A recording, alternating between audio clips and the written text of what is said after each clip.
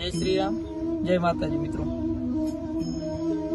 આપણે ઘણા ટાઈમથી આપણા યુટ્યુબ ચેનલમાં જોઈએ છીએ કે ભાઈ બોલતા હોય છે અને બધાની અલગ અલગ ગુજરાતની બધાની ગાયો બતાવતા હોય છે, પણ ઓલ ઇન્ડિયા કાંકરેજ ગાઉના ઓનર એટલે કે આમની ચેનલ આજે ખુદ એમની આપણે ગાયો બતાવશું અને એમને પૂછશું કે કઈ કઈ નસલની છે અને એમનું નામ શું છે.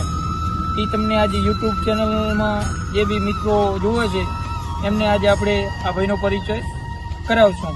તો પહેલો તમારો પરિચય આપો અને પછી તમારી કને કઈ કઈ નસલની ગાયો છે એમના નામ આપો. જય માતાજી મિત્રો, જય ગૌ માતા, જય સિયારામ. મારું નામ છે રબારી મેવાભાઈ અરજણભાઈ અને ગામ ડાલડી, તાલુકો સાંતલપુર, જિલ્લો પાટણ, ગુજરાત.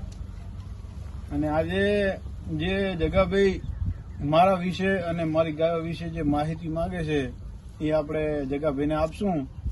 અને બધા મિત્રો વિડીયોમાં બન્યા રહેજો અને પૂરો વિડીયો જોજો. આજે આપણે ગાયો બતાવશું. હાલ મારા જોડે લગભગ ઘેર 6-7 ગાયો છે, દૂધણી ગાયો છે, પાંકડ ગાયો બીજા ભાઈ સાથે મૂકેલી છે, બરોબર, એ બતાવશું. બરાબર, તો ચાલો આપણે ગાયો જોઈએ.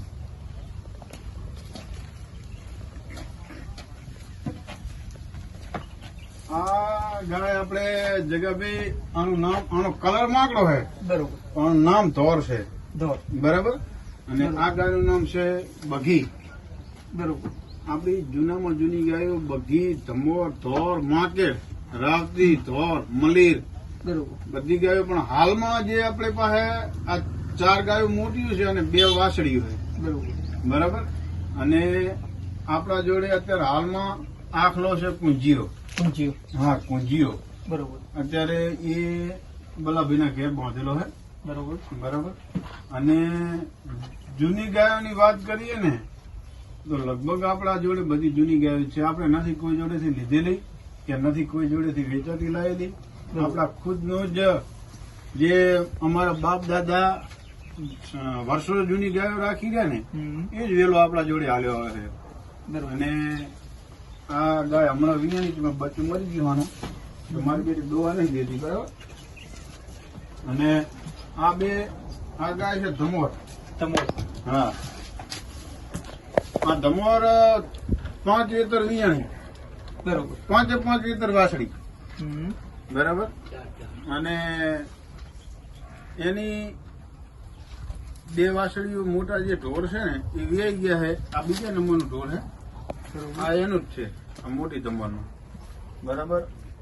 અને પહેલા વેતરમાં અને લગભગ 5-5.5 લીટર દૂધ. હા, આ ઢોર. અને આ જે સામે ઢોર ઉભું ને એ 2 એક જ આખાની છે, બરોબર. અને આ છે આપણે આગળના વેતરની બઘીની વાસળી, બરાબર, બરોબર, અને બિચારીને ભગવાનના ઘેરથી જ ખોડાયેલી છે.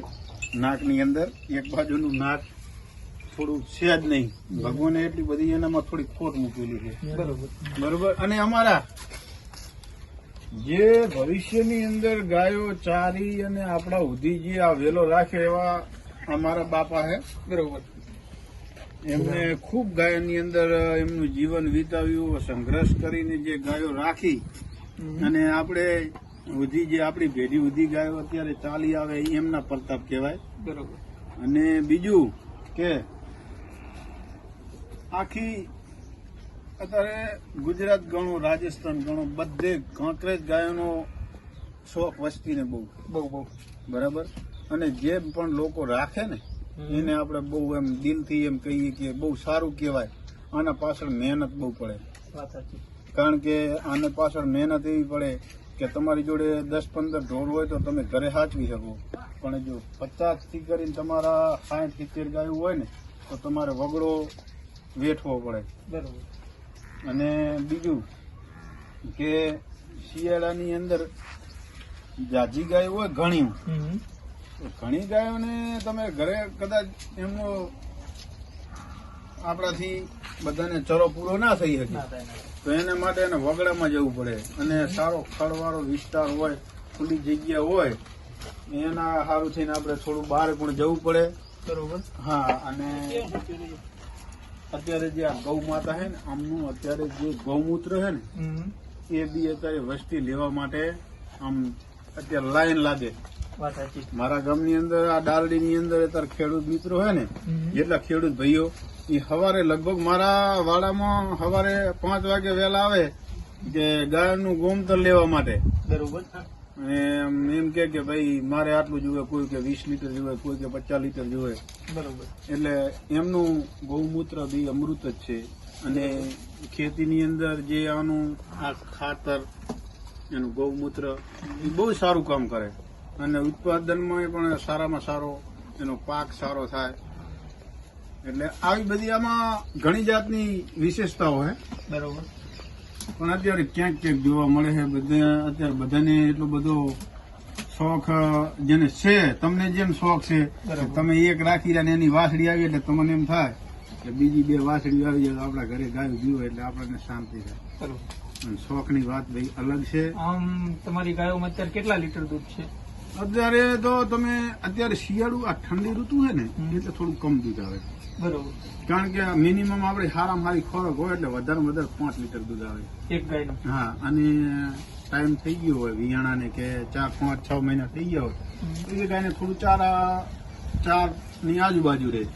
અને હુવાડી ગાય વિયાલો સારો ખોરાક મળતો હોય તો એને 5, 5.5, 6 લીટર દૂધ આવે. બરોબર.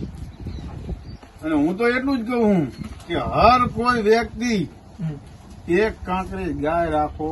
એ કાંકરેજ ગાયનું તમે ખાલી સવારમાં ઉઠીને દર્શન કરો ને તો તમારો દિવસ સુધરી જાય.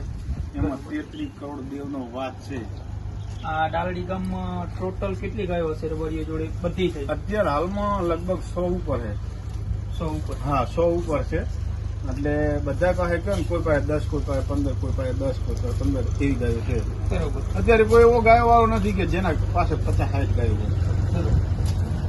બધા થોડી થોડી ગાયો રાખ્યા હોના ઘર પૂરતી.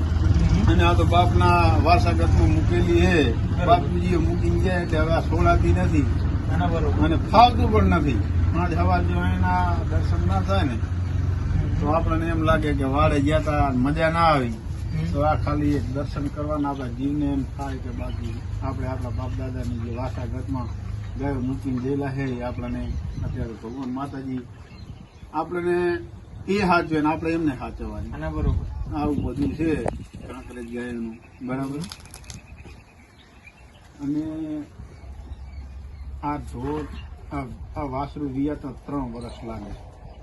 બરોબર. અને 3 વર્ષ મહેનત કરવી પડે ત્યારે બચ્ચું આપે અને પછી એનું દૂધ તમે ખાઓ. બરોબર. બરાબર. એટલે તરત ને તરત બધી વસ્તુ નહીં થઈ જતી. એના માટે થોડો સમય દેવો પડે કોઈ પણ વસ્તુમાં.